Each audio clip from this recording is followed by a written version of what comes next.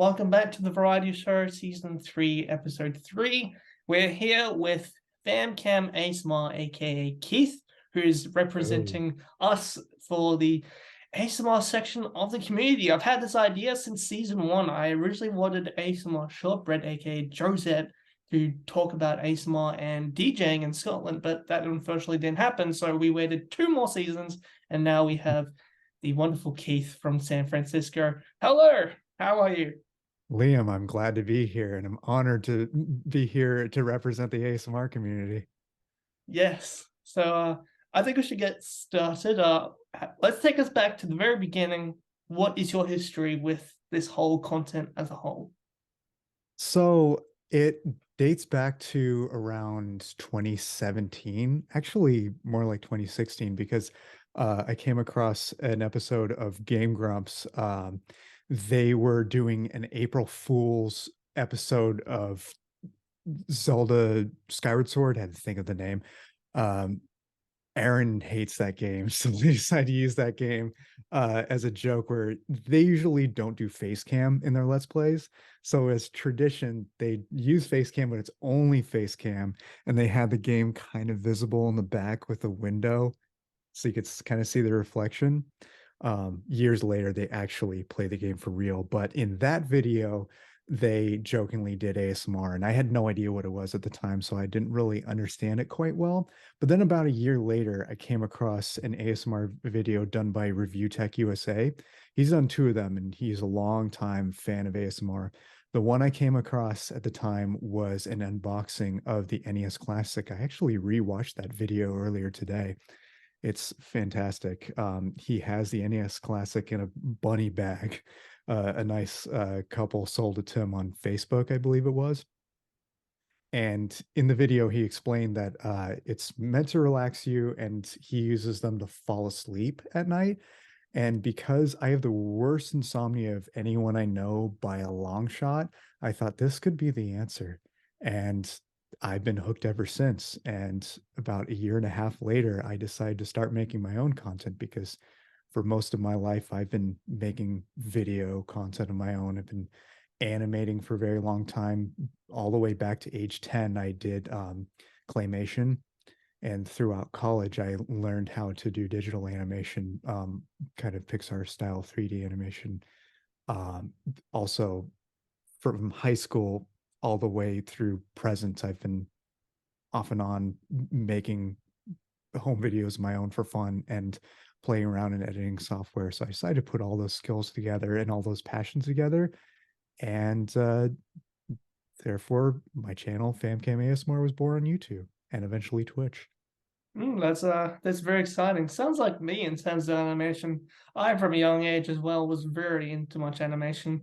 Did Lego animation consistently throughout high school. I got better as the years went on, and went to put it through into university projects as of recently for one of my third year assignments. Nice, nice. That's it's pretty cool indeed how we share that.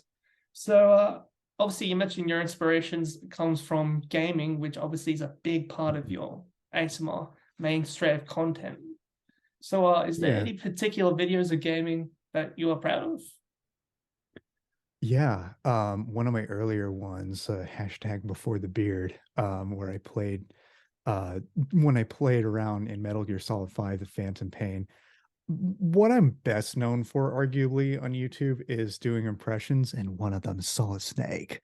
So I've done a good few videos as Snake in role plays, but I've also done some gameplay in Metal Gear, and the best viewed video that I have in Metal Gear was the Phantom Pain, and that was a lot of fun. I remember getting frustrated of one part where I was like complaining about bad hit detection, and someone commented saying, so frustrating that this guy's complaining about hit detection while shooting at the helmet. And I look back and I'm like, oh crap, that's true. But it is what it is. Sometimes you don't notice the little details even when you're in the moment, especially Mm, when you're in the moment, actually. very, very much so. Is there any like other retro games you plan on doing in the ASMR style? Because there's a lot you can choose from. I'd mentioned Donkey Kong 64, what with the rare Donkey rating. Kong's The Donkey Kong 64 is a good one. I never got super into it. I would like to, but the games that I'm super into from that era, particularly from Rare, are of course GoldenEye. That's my favorite game of all time. Perfect Dark, Banjo-Kazooie, and Diddy Kong Racing. Those I would say are my top four N64 Rare games. I But just I oh, sorry, continue. but I also am heavily into my top three favorite consoles are the NES, SNES, aka Super Nintendo, and Sega Genesis, aka the Mega Drive.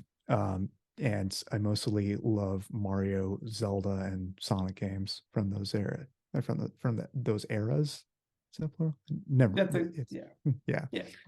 but you get my point. Um, Recently I streamed Breath of the Wild on Twitch last night as the time of we're recording this because Nintendo released a gameplay teaser of Tears of the Kingdom. So I wanted to celebrate that by playing some more Breath of the Wild to showcase my excitement for Tears of the Kingdom. Of course, there have been mishaps in the game on that stream, like I got shot with a giant laser beam from one of the Guardian drones while riding a horse, and the horse got knocked up the rocks and stuck up there. So I had to leave and get help because I could not get it down. And my entire chat was just ragging on me for abandoning it. And then when I got to the stable to call the horse back, I took a new horse out and was going to cross a bridge right in front of the stable, but instead I lost control and jumped right off the cliff into the river. Oh, Uh, that's quite funny. You yeah, probably the would have, FamKamians are not going to let me live that down. yeah. You probably would have heard that Greg Kirkhope on Twitter saying the new update for Tears of the Kingdom is basically Banjo-Kazooie nuts and bolts. Would you agree? Yeah, I would think so. I've never played Nuts and Bolts, but I am familiar with a lot of the mechanics, and yeah, I would say so. But I anticipate that Zelda fans will appreciate it more than Banjo-Kazooie fans did with Nuts and Bolts. Oh, that was my introduction to Banjo-Kazooie. Unfortunately, I didn't Really? have the classic ones growing up. I Did had you nuts never and play the bolts. original? I played Tui was the first one from the original Tui. Never played the Mm. first one. I have to get around to doing that. You should. It is one of the best games ever made. Considering it's That's on the NSO, I probably shall do that. yeah. And then yeah, go back into Tui, pretty much do anything that I didn't do because I've got the Xbox.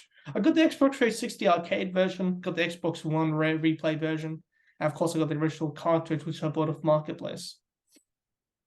Nice. So yeah, I'm a really big fan of that franchise as a whole as well. Definitely.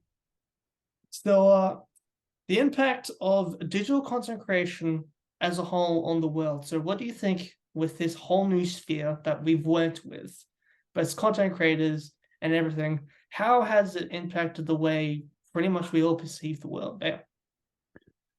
Ooh, that's a really good question. And I'm going to try to stay away from the political side of it, of course. But I think as far as creativity goes, the internet is a vast place and there's so much room for a lot of creativity, whether it be ASMR, whether it be art, whether it be gaming, whether it be music, et cetera, et cetera, et cetera.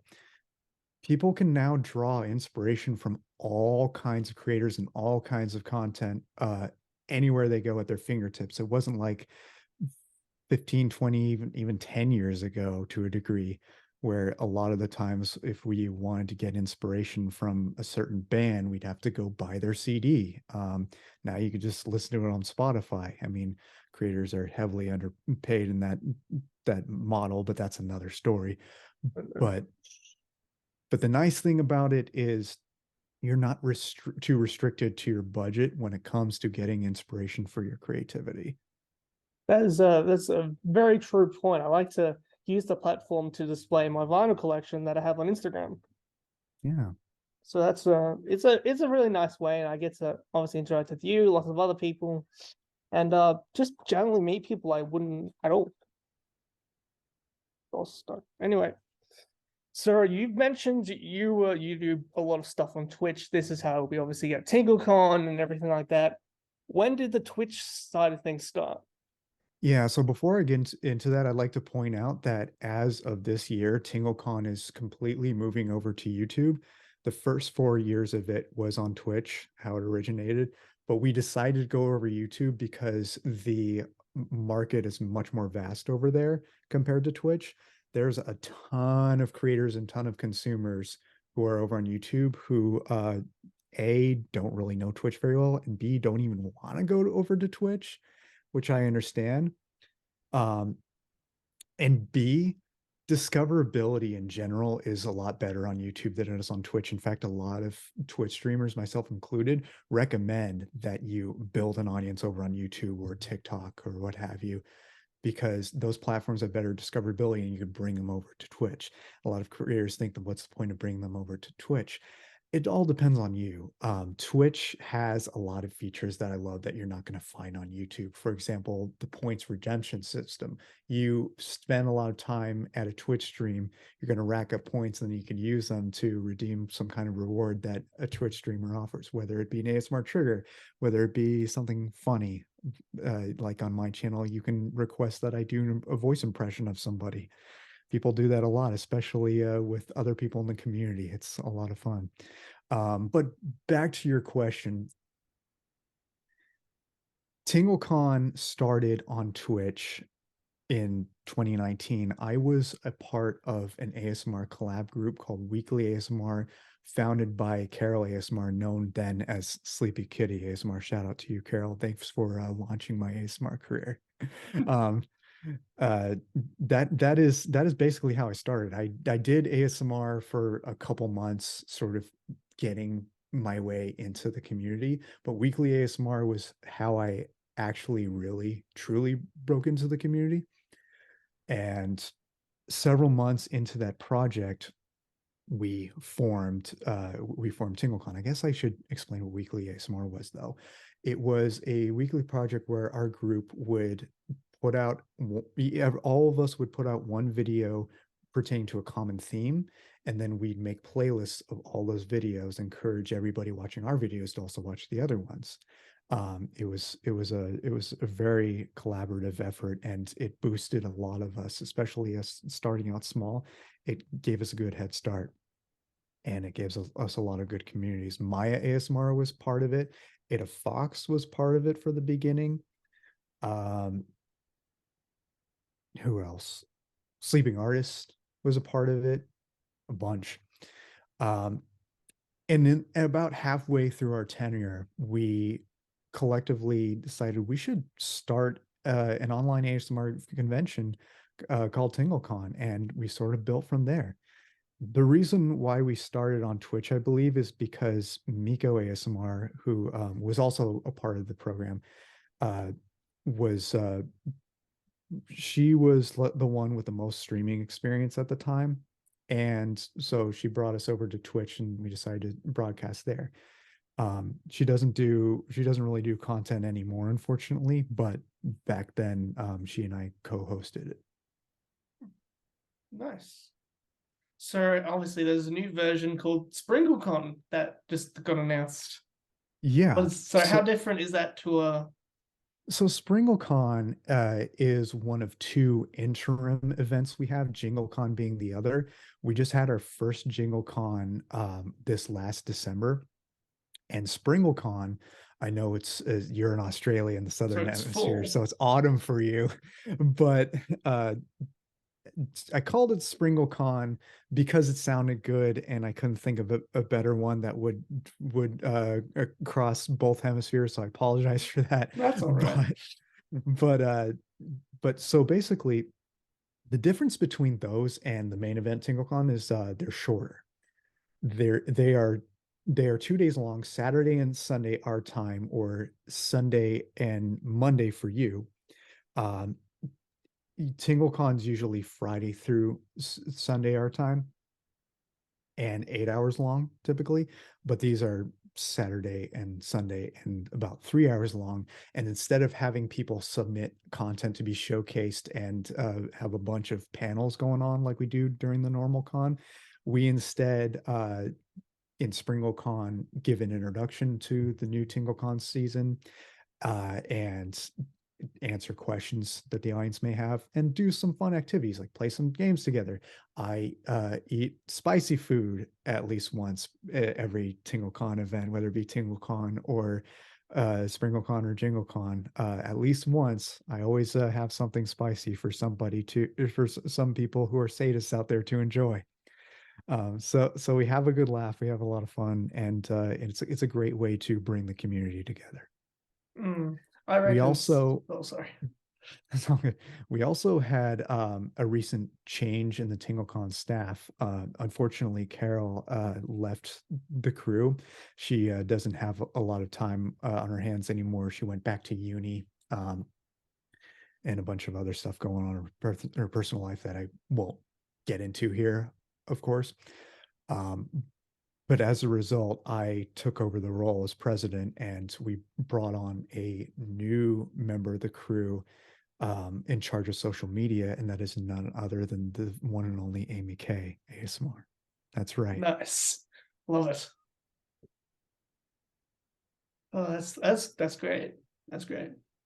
Anything else you'd like to add to that, or you reckon we've got that about Tingle Con and Springle Con? So, when is this? When are you planning on airing this? This I honestly, because I got uni at the moment and stuff, it maybe will be like in the next couple of weeks, and we still have some more Okay. questions to do, of course. Yeah. Would you ever Because consider? Sorry.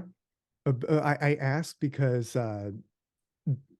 Springle Con is going to be happening on April 15th through 16th, or 16th through 17th if you're in Australia, New Zealand, East Asia, Yes. depending on where you are in the world. But 15th and 16th at 4 p.m. Eastern Standard Time, or Eastern Daylight Time. Yeah, Eastern Daylight Time, and 1 p.m. Pacific Time, my time, on both those It'll days. be cool in the future if we could get like a real life Tingle Con if we had the if you had the money to fund Yeah, it. we've been wanting to do that since the beginning, but yeah, the issue is money, and also you got to be careful about COVID even today. Yeah. We would love to do that one of these days, but that is like way in the future. Mm.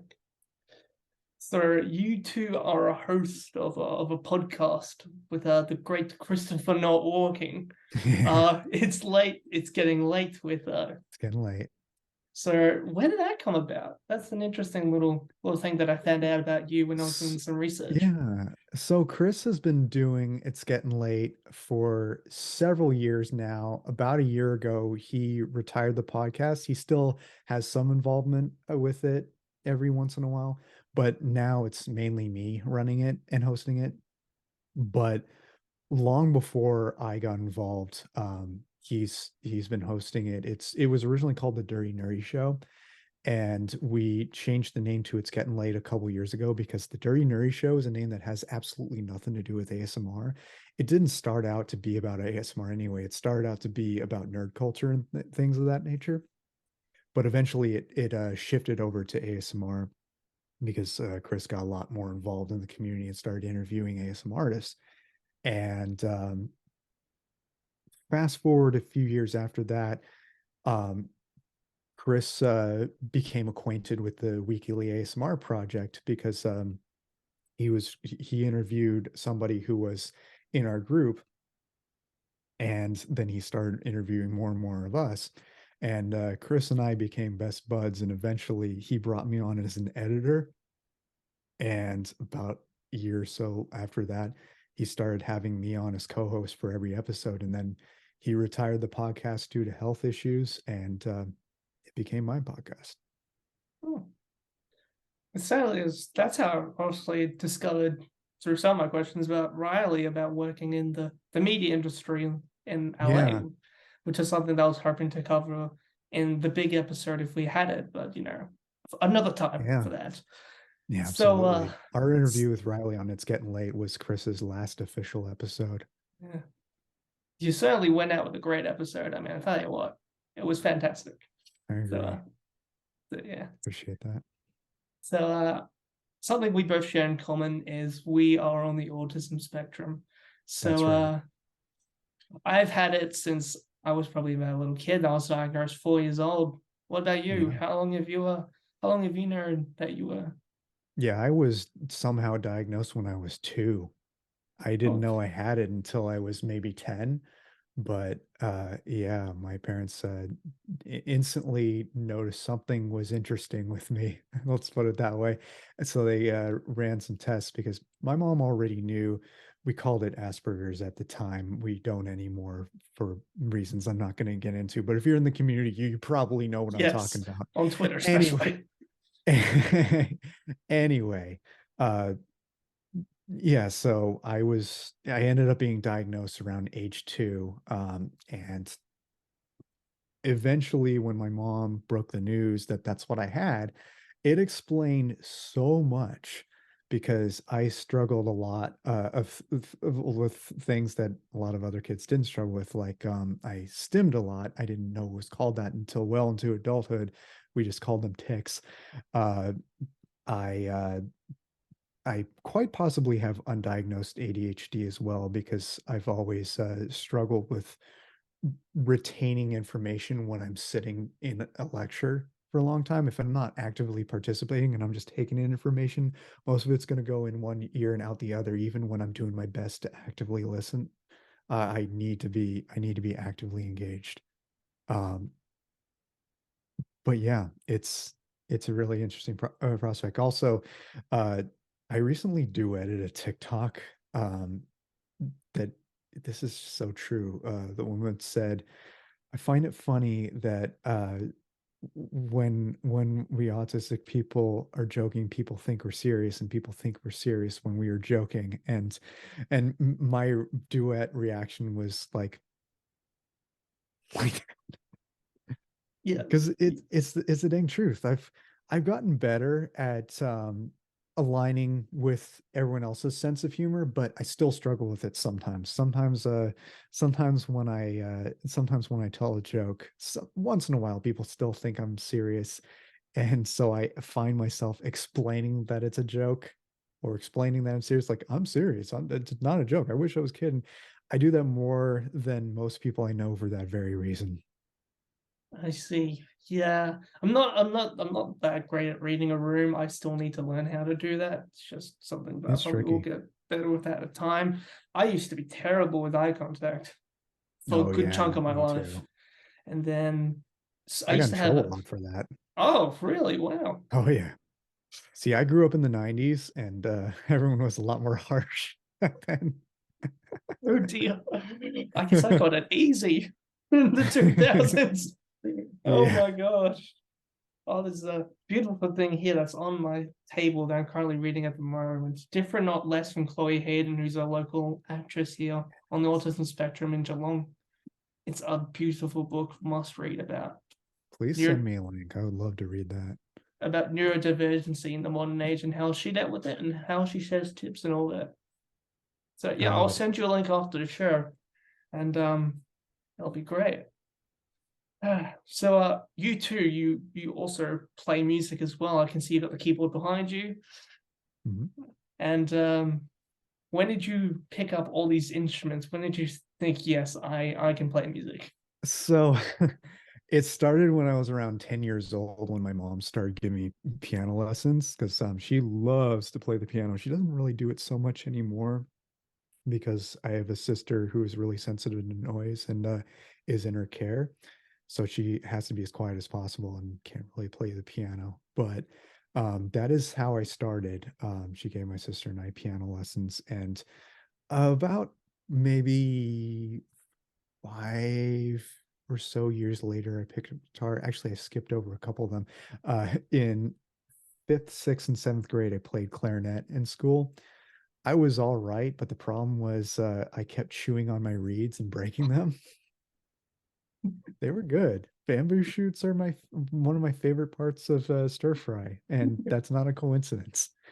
Um, but Oh, anyway, throughout high school, I started playing guitar a lot because, uh,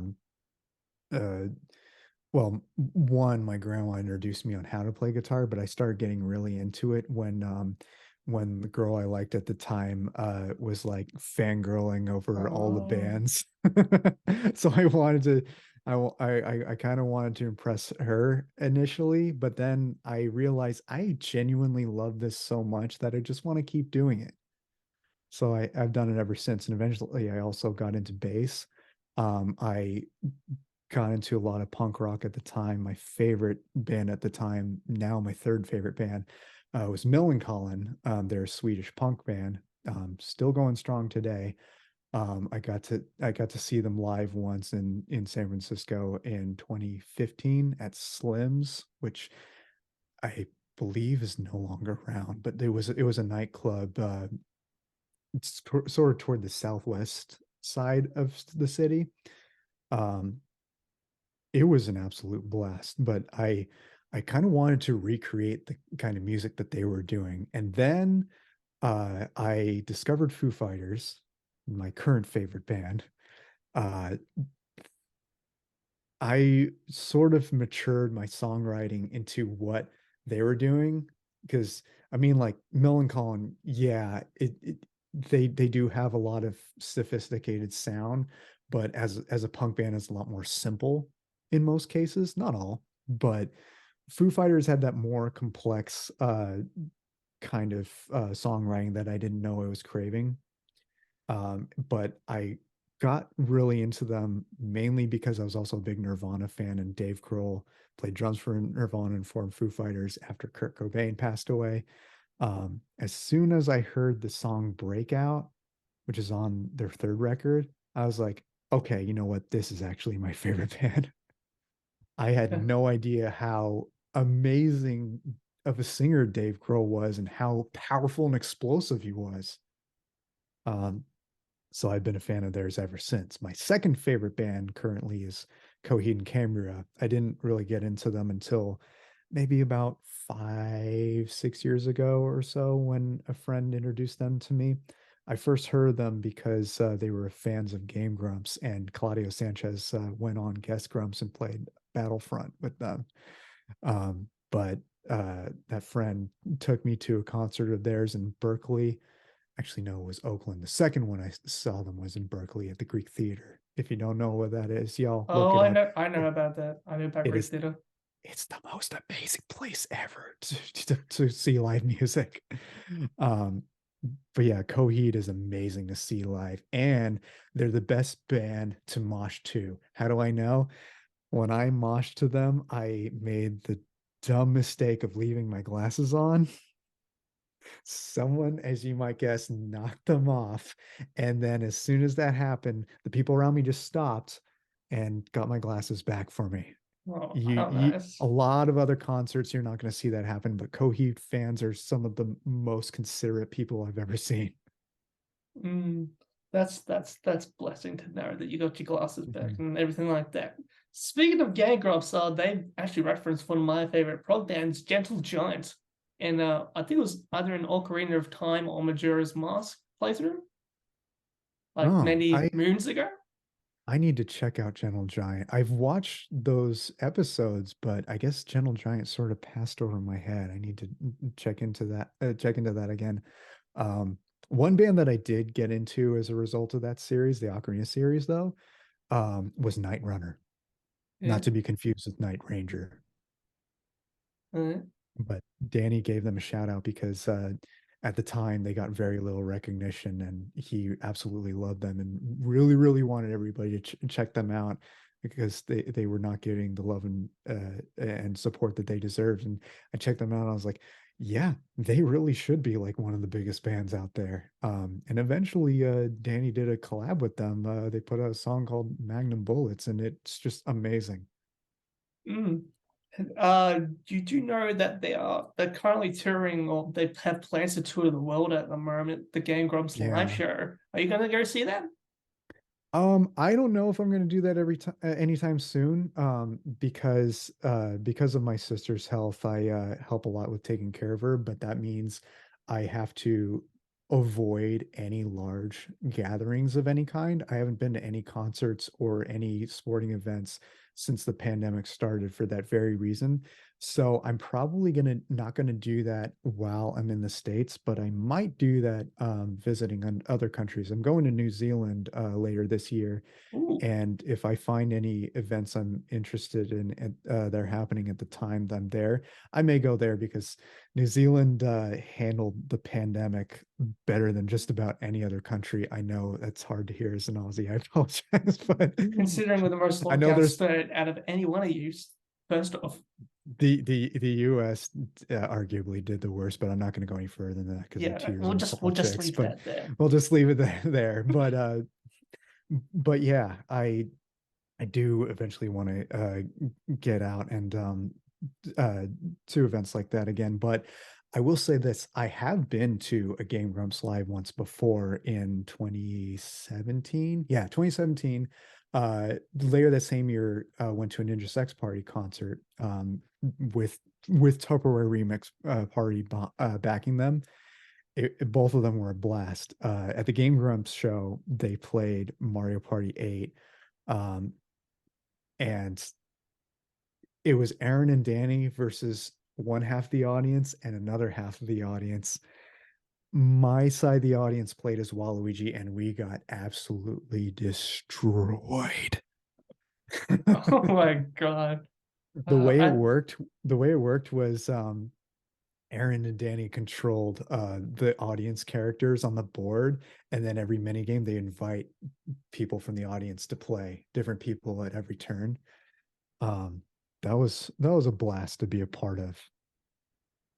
mm. So I've done similar things like that. Like I did PAX Souls last year. I did the whole full 3 days with my friends. That was actually really fun to do. So I got to see a lot of video games that are now on the market early in demo form. So that was really nice to do. Nice. Yeah, I just try to think of something else to talk about, but I reckon you've cleared me out. I reckon that's Really? all I got to say about that. So, unless you have any questions for me, because obviously I'm in my music room, so shoot Yeah, away. let's talk about that. What started your music adventure? I started when I was about 13, 14 with the band Genesis. That was my first big music exposure. I was discovering music on my own because I literally had enough of the radio, so I just turned it off and let my mom I help can me relate. choose music. So it was Genesis and it was New Zealand band Split Ends as well, who you might know became were a before Crowded House. So Neil Finn, that was his older brother's band that they joined a bond together before they broke off in '84, and that's how we get Crowded House. Quick little summary there. But Nice. yeah, I'd probably say Genesis and Splins were my first big ones. I was big into the whole thing of prog and complex musicianship with Tony Banks on keyboards, and that's why I really got into keyboards as well, was listening to early Genesis. And then probably maybe flash forward about 2017, 2018 to go into Rush. So that Nice. was amazing. They have a lot of connections with the Phillies. Obviously, the drummer, Taylor Hawkins, saying that Neil Peart was a big inspiration to his drumming. So I like to Yeah. think in a way they have a big connection. I kind of was a bit disappointed that there wasn't any Rush covers on the set list in Geelong. I would have really loved that, just to throw a real curveball at a non-suspecting Australian audience. But I like to consider myself playing music from the British second wave invasion of America. So that's your Stranglers, your Big Country, Squeeze as well. So basically, pretty much, I'm geared towards Britannia music and a bit of American as well, with Kansas, Styx, and Huey Lewis and the News, because San Francisco. Heck yeah. So A that lot of great, that's a lot of great that's bands came out of San Francisco. Huey Lewis and the News, Faith No More, blanking on the name. Mom, if you're watching, don't hate me because it's your favorite band. Santana. Santana. Uh, Oh, and Steve Miller Band. of course, of All course. amazing. And of course, Journey. Oh, really? They were San Fran. Yeah. In fact, the San Francisco Giants every year host a half marathon event that I used to do before the pandemic, where you start at Oracle Park and run along the Embarcadero all the way to the Golden Gate Bridge and back. That's if you do the half marathon. I did that for my first few races, but the last one I did was a 10K with my roommate. That you kind of go halfway and turn back. But my tradition is to listen to Journey while I run those races because Journey is closely connected with the team. Steve Perry is like one of the biggest Giants fans out there, and at every game, at least when I was going to games before the pandemic, when the Giants are winning toward the end, they would play lights. If they're losing, they would play Don't Stop Believing for obvious reasons. Yes, of course. And either way, we'd all have a good sing along at the stadium. Oh man, it's like there's not many bands that are like closely connected, like AFL and all that. There's like not much of that at all, like in terms of music presence. But yeah, it seems more in America. It's more defined and more known. You never know. It could be more that way in Australia in the near future. Give it time. Give it time, yes. Speaking of which, I'm actually going to see Split Ends costumes hopefully in the next month or so. The art center just allowed me, or just said we can possibly get you in to have a look at 6 pieces from our 200 item collection that we have, spanning from like the year of 1976 to about 1993, which is That really is sick. exciting as a massive fan of the band. I honestly, it's like it's a bucket list thing. I've always wanted to get inside the vaults, have a look as much as I can, and just be really happy with it. Do it. Oh, I, Dude, I, I am stoked for you, man. That sounds like it's going to be a great time. there That's all will I be can say. photos for Twitter, so Yes. And they'll, Instagram? yes, and Instagram. Good, good, good. Oh, yes. Well, I think that about does it for the variety show of Liam for today. Well, at least the Actually, first half of this episode, because there's going to be a actually, part. Oh, I you do got have one some more? more questions if you Yes. don't mind. Yeah, go ahead. I'd like to ask you, how did you get into the world of ASMR? I think we need to Okay. cover that. All right, let's go back to about 2016.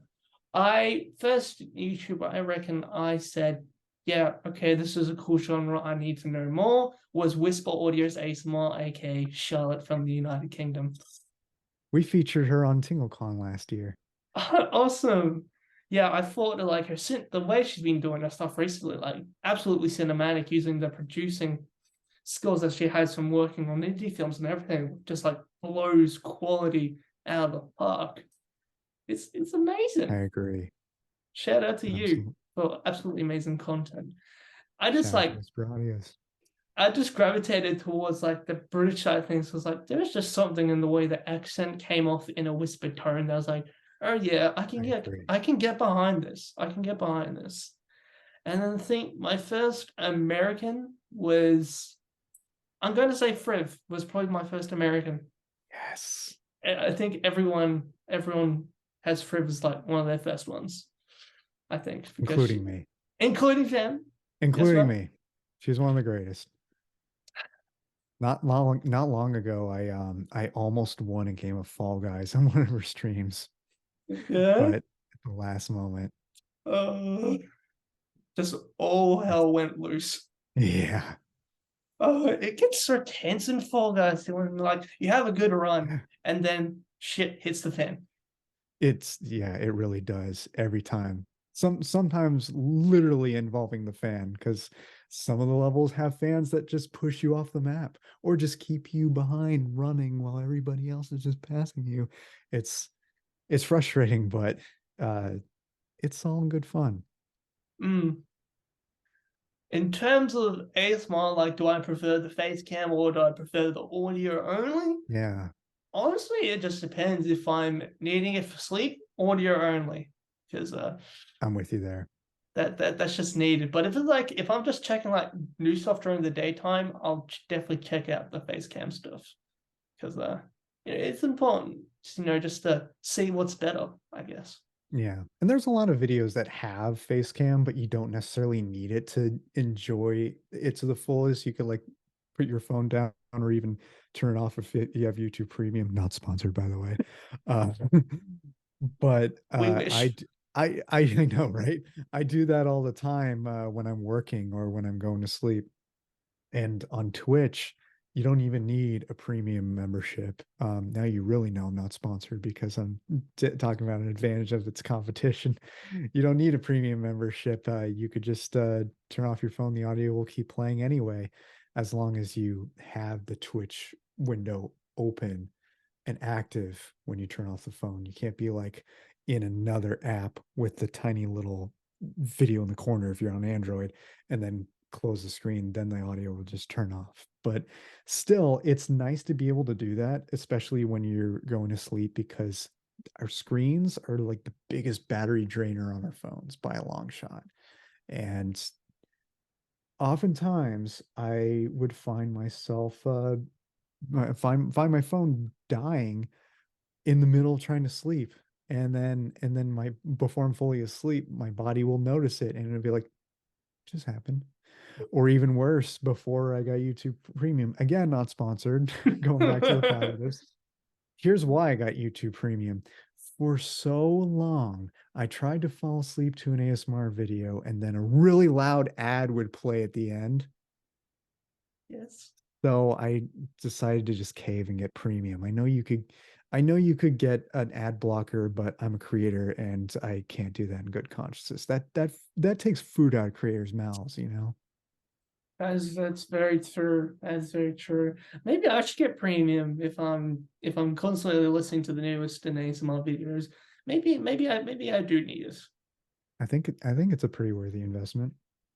Yeah, especially like music and stuff. I usually do like full album playthroughs on my keyboards here. I got a Technics one, got the old drum kit behind me, and of course my M Audio 88 key station and a keytar. Oh yeah. I actually own a keytar, and it's one of my favorite pieces that I picked up at age 17. I always wanted one of those. Let's see Yeah, it. so it's I'm not sure how old the model is, but here it is. Dude, that is Oh sick. yes, it's a beautiful piece of instrument, and I can hook it up to VST and play virtual instruments, which is something that I've gathered into in the recent years, and it's probably super beneficial. Then you can just buy cheap MIDI keyboards and just play whatever sounds you want. Yes. So do you have any music recordings anywhere we can find on the internet to listen? I started an Instagram page called Pianos and Synths for Chameleons, which is the piano renditions of Gary Newman songs, and I uploaded a video for the song Warriors, which is the title track from the 1983 album of the same name. Nice.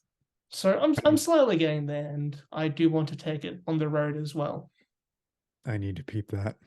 Yes, I've always pictured that like there's going to be a whole bunch of YouTubers coming together and saying, "Hey, do you want to form a band?" Like virtually. It's like we have some musically talented people in the ASMR community. We I really reckon do. who potentially could form a band if they really wish to. Absolutely. In fact, I almost did that with a couple other musicians, but it kind of fell through because we didn't have the time at the time. But uh, we started a project with Bearded Audio, Smitty ASMR, Harmonious ASMR, and ASMR Pixie. Not the current ASMR Pixie. There was another ASMR Pixie in the community at the time, but the one we know and love now is different from the one we still know and love, but doesn't make content anymore and isn't the one that we think of when we hear ASMR Pixie now. But both of Hmm. them are amazing. But the first one was going to sing with us before Yeah. life happened. For a life. And Yeah, I everything was with I was going to be on guitar oh, as I was going to be on guitar, as was Bearded Audio. Smitty was going to be on drums, and Harmonious was going to be on bass. oh, that would have been cool as to see. Imagine like Imagine you'd be able to take that to like VidCon and do like live performances at Tingle Con. That would have been awesome. Dude, that's actually a great idea. Hey, I would absolutely love to do something like that in the future, TingleCon. Can't say when because we gotta we gotta plan it and figure it out and make sure we can work with everybody's schedules of everybody involved. But yeah, I think it would be sick to do something like that in the future, TingleCon. Why not? Mm. Speaking of which, I just learned from a song that I always keep listening to, going back to Haul Away by Splins, which is about Tim Finn's life story up to the point of recording in 1982. And I've Hmm. learned if you really think hard enough about the lyrics, you can change it to fit your own life story. That's very interesting. I Like need I'm, to see those lyrics. You it's got me like intrigued. you can play around the lyrics obviously to fit your own life story, obviously where you are in the world. But Yeah. yeah, you can have that, and I believe even Neil Finn did his own one when Tim was away in 1984, and I'm currently looking to do my own version of it for my own life up to this point, and Maybe I should give that possibly a shot too. it's just one of the many great things that I come across is a hyperfixation towards music. Yep, Hell the yeah. beauties of autism gives you that. Right? Oh, I don't know any where I'd be if I was neurotypical, to be honest. me Like, either. I'd just be lost, to be honest. maybe No it is a wonder. blessing in disguise. It truly is. It can bring out the worst and the best. It's really, Totally. But honestly, it yeah, only really brings out the worst until you learn how to control it. yeah. It's like being a magician or a wizard. It, You gotta know how to use it and control it, and you're good. yeah. And if you use it for good and not evil, of course. Yeah, most definitely. Yes. Do you have any other questions for me before we end today's episode? Uh, and one. Excuse me. Um,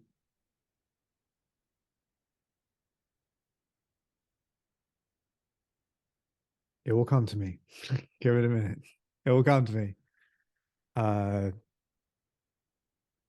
why don't I ask you about the Kramer shirt? Because Seinfeld is my favorite show of all time. Oh yes, the jacket. Oh, I actually have I got the Lego set actually. It's right over there in the cabinet. Wait, where? And Let's the get a and closer look. the Lego cabinet is? No way. That is awesome. That's Jerry's apartment. It certainly is, and I have a custom-made Tim Brooke Taylor from the Goodies, which is a really popular British show that made pretty much headwaves in Australia in the 1970s and 1980s. Oh my God.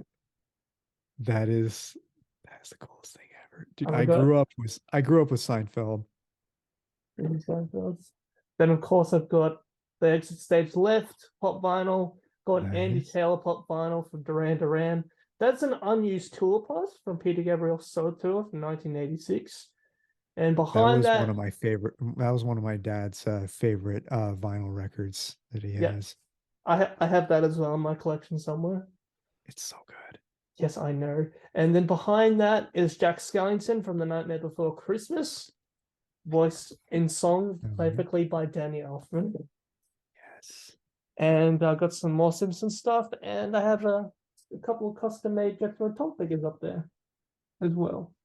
Got David Beautiful. Palmer and John Evans from the songs from the Wood era. And of course, all my Simpsons figurines back from when they did World of Springfield.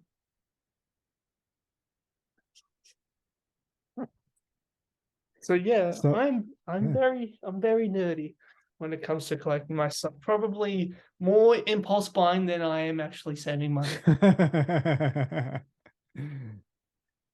Old habits Funny. die hard, I tell you what. I'm kind of the opposite. Like I- Scott Cease had a set where he doesn't like spending money. He doesn't even like spending the fake money he gets in video games. And I'm kind of the same way. I I am borderline George Costanza level frugalness, which you wouldn't guess because I have quite a bit of expensive tech, but I guarantee you almost all of that which you see, I spend a ton of time trying to talk myself out of getting it before I finally decide, screw it, I'm gonna get it.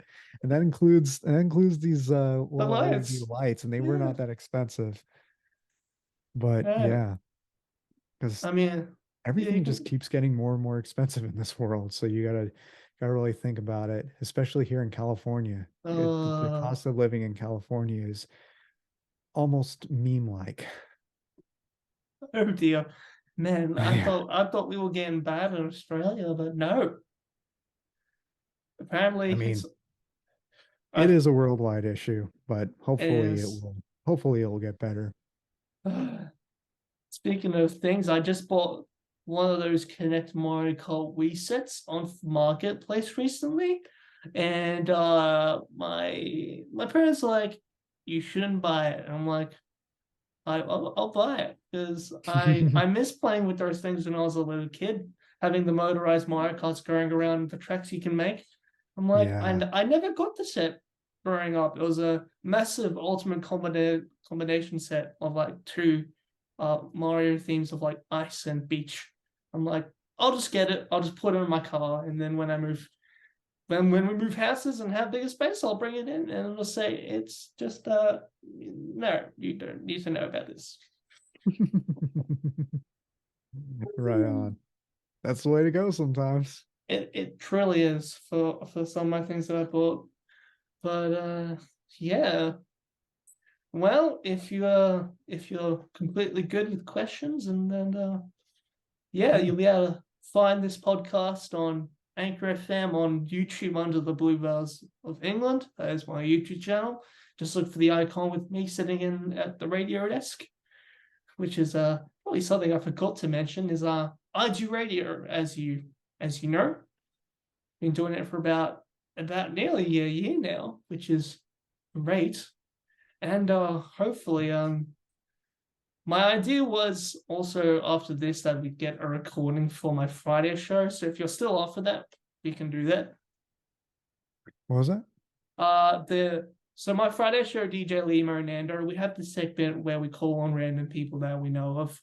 Usually, so it started out with people in Australia, but then I'm like, if I'm getting you on for the podcast recording, if we can do a recording for that for the Friday show, and we can have an international caller in on the show, but it's pre-recorded.